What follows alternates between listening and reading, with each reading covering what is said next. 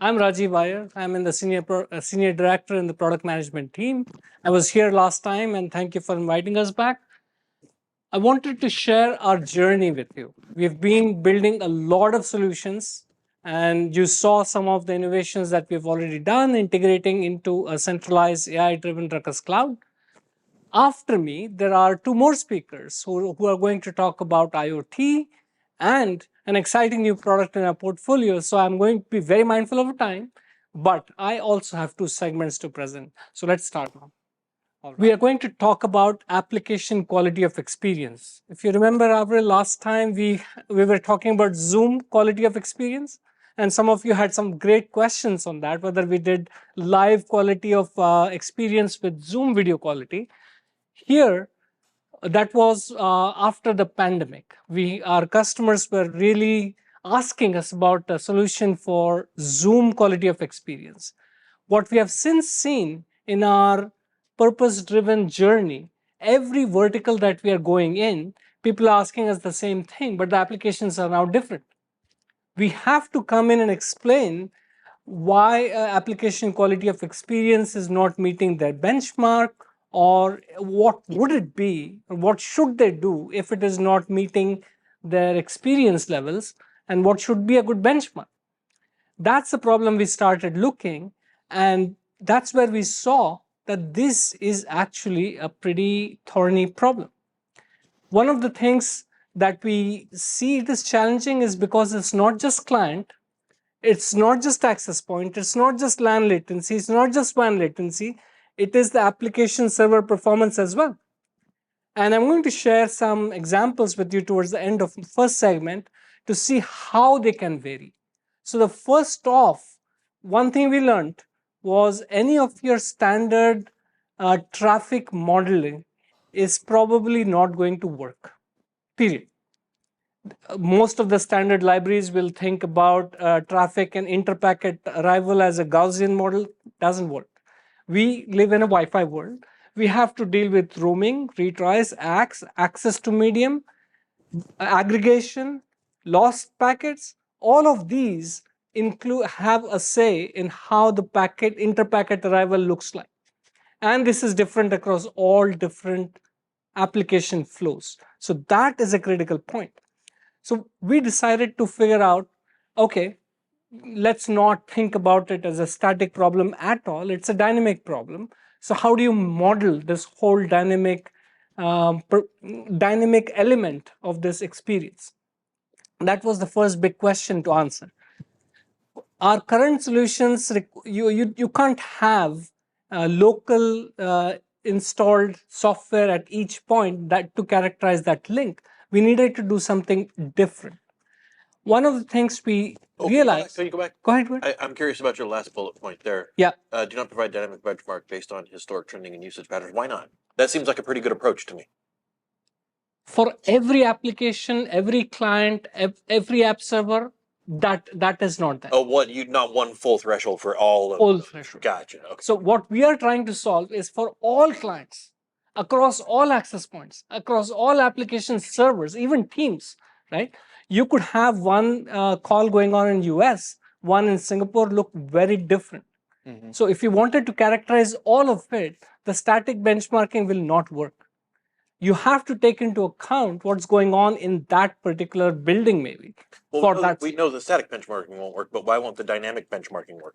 It will work, but you'll have to think about it slightly differently. Okay. So that dynamic benchmark to find that thing, you have to use the solution that we have a solution. I'll share that with you.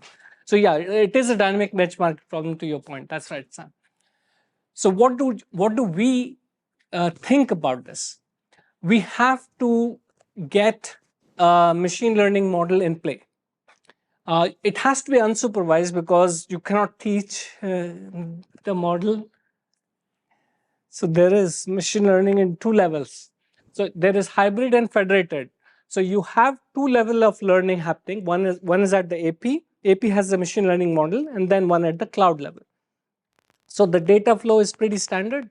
You have clients connecting to access points, which characterize some of the stream information. So you have LAN, WAN latency, and response times, all of that captured at the access points, and then summarized and sent it to the cloud. Now, cloud also has a model. The basic idea around this is understanding context. Think of it like a grade school teacher trying to assign a score for their students. You do not score a student based on the um, grade that they achieved. You have to also look at the capability where they started from. So if you take all of that into account, you end up with very different numbers of how you score this particular flow. That is what this model is doing. It's learning the context around what's happening.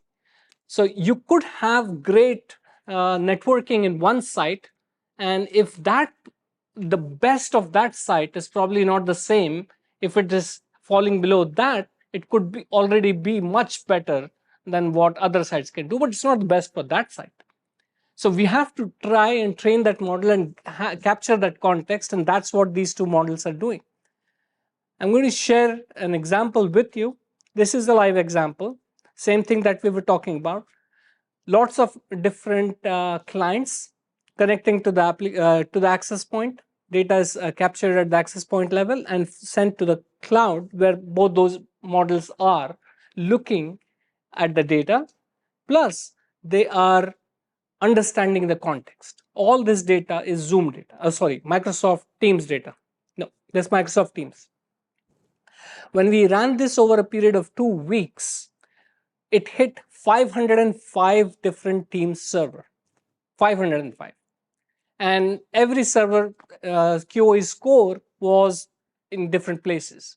So this is a GIF. It is a 10-second delay in this one, so this slide will take 30 seconds. But if you notice, those dots will move, and it will tell you that now, based on the QoE score, the y-axis on that is the QoE score. It is between 0 and 1, which is what the models have done. They have learned it, and they have assigned a score between 0 and 1. X-axis is the timeline. And over a 2-week period, this is what we saw.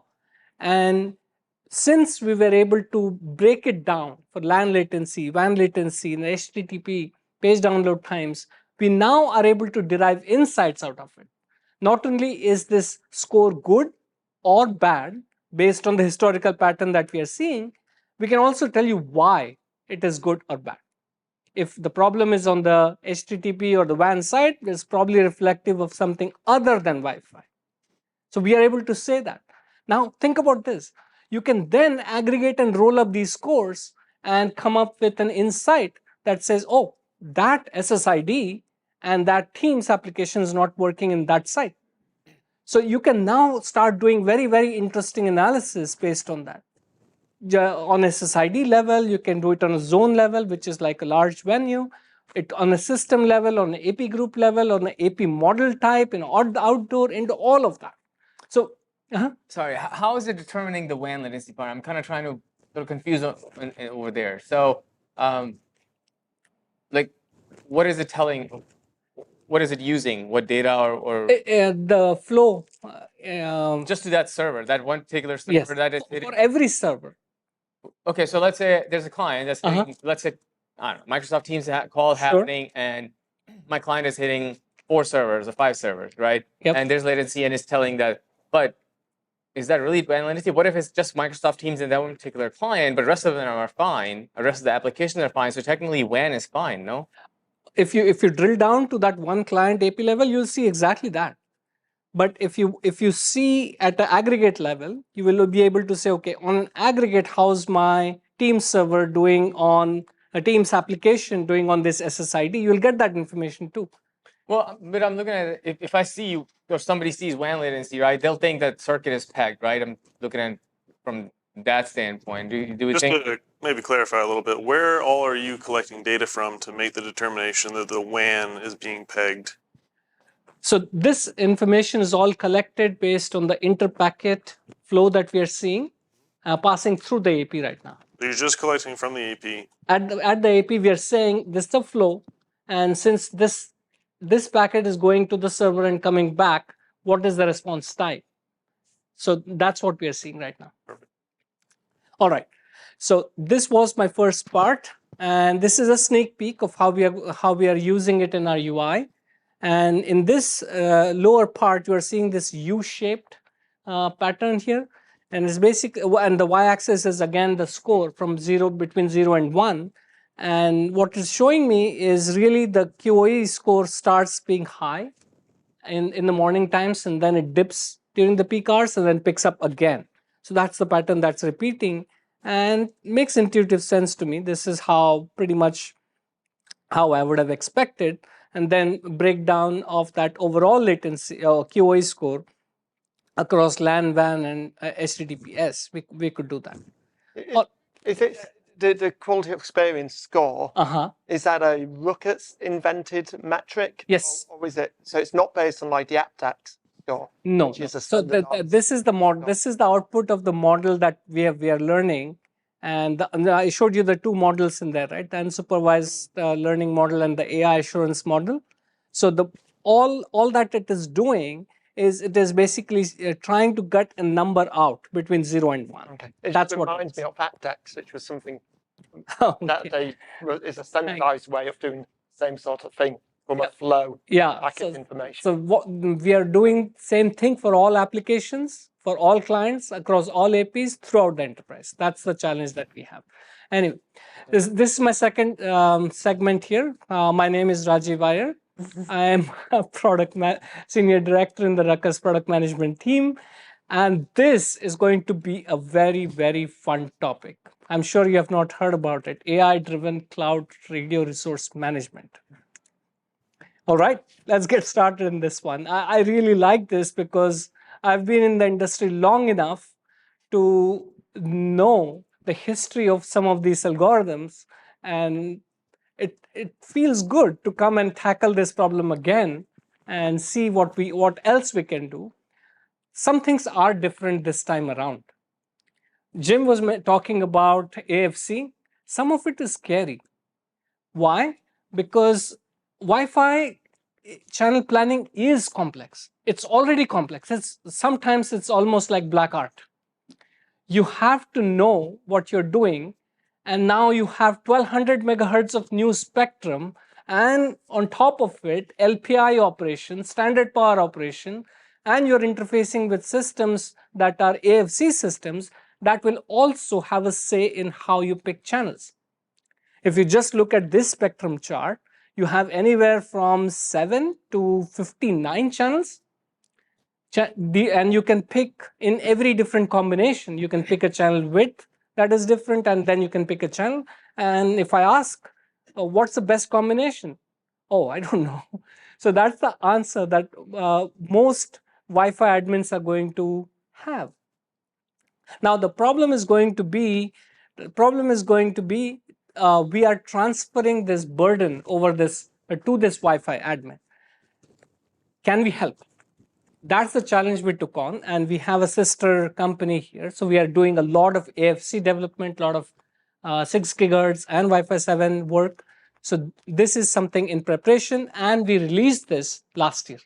So this is all available. What does Cloud RRM do in our interpretation? It's a centralized algorithm. No surprise there. It runs in the cloud. The goal of this algorithm is to drive down to a zero interfering link solution when possible. Keyword, right? You cannot always have a zero interfering link solution. The way it works is it learns RF topology, contention patterns, channel usability, channel reusability, rogues, interference sources, optimizes the entire RF neighborhood because it's not a distributed algorithm. It runs in the cloud. It's a very compute intensive algorithm. And the reason for that is we are tackling a joint parameter optimization problem. So the answer from this algorithm is going to be a pair. It's not just going to be a channel number. It's going to be a channel number and channel width for every radio. That's what we're doing. What do you consider a rogue? A rogue is anybody who's not us, not managed by us. And we will not deauth them, thank you. I just checking. No, we know what goes on in that space. Yes. So now other things that I think we need to be aware of, and this is what I'm saying is the lessons that we have learned. All cloud RRM algorithms, experiments that we've done over the last decade, not just Ruckus, the industry, there have been big pitfalls, and we've learned from that. We understand what those are. First thing is build guardrails. If you just let the algorithm run and do things by itself and have no guardrails, that's a recipe for disaster. We know that. So we have placed constraints in this algorithm, and we'll talk about that. They're important. As an admin, you might be able to go in and say, I never ever want these channels to be selected. You might have a good reason for that, and that's fine. The algorithm respects that. You might say, I do not ever want to turn off a 2.4 gigahertz radio or turn on a 6 gigahertz band. Fine. So the algorithm will respect whatever radio band or radio on or off parameters that are there. That's important. Beyond that, there are 4 things that makes this algorithm, this cloud AI-driven cloud RRM take that next level, which we didn't have. It has predictive power, meaning it will tell you exactly what changes it's going to make. It will show you visually what changes it's going to make. Even before making the change, the admin will know exactly what they're getting into. Second thing is they don't have to accept this recommendation, but if they do accept this recommendation, they can schedule the change. Not just say, okay, at night there's going to make that change. You pick the time and the date when this change is going to be made. The other big part is we run large scalable controllers. We sometimes have zones running in multiple time zones. So this runs on a per zone basis, meaning you can actually span multiple time zones. So you can actually schedule it differently for different zones. You can also, this algorithm will monitor the change. Once you apply the change, it monitors the change for 7 days. So let's say we said that, okay, your interfering links will go down to 2. It will check for 7 days whether it's going down to 2. If not, it will roll it back automatically. This is an example of an action that we took, AI-driven. This is actually a live deployment that we, actual deployment that we did. On the left are all the red lines represent the interference, meaning the APs are able to hear each other, they're getting in each other's way, and that's what is on the left side. Once we ran the algorithm, the prediction was it will go down to 0 interfering links. To the right, you don't see any red lines in there. And the key insight here is you do not get to 0 interference ever unless you jointly optimize channel and channel width. Meaning some APs that were operating on a wider channel, maybe 40 megahertz, they get down to 20. Others that are maybe at the fringes, they are at 40, they can probably take 80 megahertz. You have to do that. You have to you're advocating running in one contiguous space APs with different channel widths? It will happen. I mean, of course, I can't tell you that this is the best thing for you to do, but the algorithm is basically going to make a change, and most probably the change will go like this. It will figure out the most popular APs in the network, meaning it has most neighbors. And those neighbors, those APs will get the best bandwidth and best channels. All other APs... What if I don't want that? Yeah, that seems like a terrible idea. Yeah. Exactly. Yeah. From a client perspective. From a client perspective, yeah, because like the big channels. iPhones like 80 megahertz wide over 40 over 20. And so if you have a popular AP and you make it wider, guess what? It's going to get more popular. Yeah. And you're going to starve out all your other APs. You should be making them the same. There is a parameter where you can go in and say, okay, never want this. Okay, thank God. And it will respect that. Okay, good. So the Wi-Fi admin actually has those controls. So I mean, I can simply just say, hey, I want all my APs The same width. same width, 40 megahertz, right? And so those controls are in the controller, and this algorithm will respect that. So it will not override all of that. But what if I simply wanted it to say, give me the widest channels possible? Don't care if they're 20, don't care if they're 40, don't care if they're 80. I want them all the same. If it interferes with, if it doesn't maximize your networking throughput, and it results in a lot of interference, It will not do that. Not do that. Okay. It will not do that. All right. So finally, of course, if you have a clean channel plan, all of these are benefits that you will see: greater AP capacity, client throughput, higher reliability. All of that should just normally happen.